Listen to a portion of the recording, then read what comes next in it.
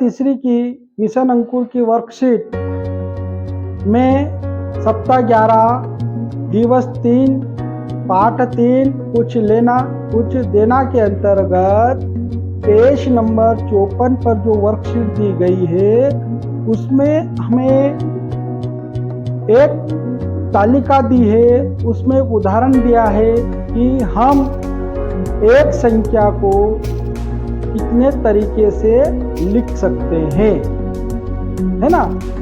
और लिखने पर भी हमारा उत्तर जो मूल संख्या है वही आता है। तो हम किस प्रकार उन संख्याओं को लिख सकते हैं मैंने बोर्ड पर लिखा है। तो हम किस प्रकार लिख सकते हैं।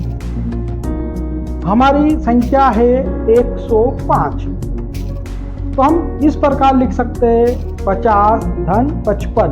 जब हम इनको जोड़ते हैं तो हमारा उत्तर क्या होता है 162 धन 43। तो हम जोड़ते हैं तो हमारा उत्तर क्या होगा 78 धन 27 को जोड़ते हैं तो क्या होता है हमारा उत्तर 86 धन 19। इनको जोड़ेंगे तो हमारा उत्तर भी 105 आएगा। उसी प्रकार हम अन्य संख्या लेते हैं जैसे 564। 564 को हम इस तरह से लिख सकते हैं 500 धन 64 लिखा। फिर हम लिख सकते हैं 200 धन 364, 350 धन 214, 540 धन 24। तो हमारा उत्तर जो हमारी मूल संख्या है 564। इन तरीकों से हम जब आखिरी में जोड़ेंगे तो हमारी मूल संख्या जो है 564 ही उत्तर हमारा आएगा।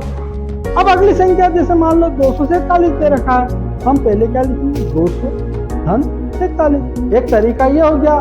फिर दूसरा तरीका ये भी हो सकता है 100 धन 47। इस तरह भी हम प्रदर्शित कर सकते हैं हमारी संख्या को। 50 धन 197। इस तरह भी हम हमारी संख्या को प्रदर्शित कर सकते हैं। 240 धन 7। इस तरह हमारी 247 संख्या को जोड़कर इस तरह लिखकर प्रदर्शित कर सकते हैं। अब हमारी अगली संख्या क्या है 313। क्या है 313। ये मैंने क्या लिखा है यहाँ पर। फिर अब इसको हम जोड़ेंगे तो कितने उत्तर आएगा हमारा। ये कितने लिखे मैंने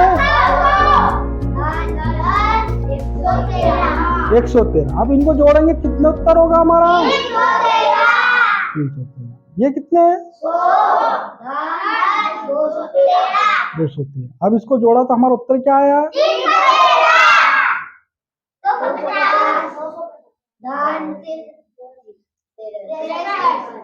250 धन 63 को जोड़ा तो हमारा उत्तर क्या आया 313।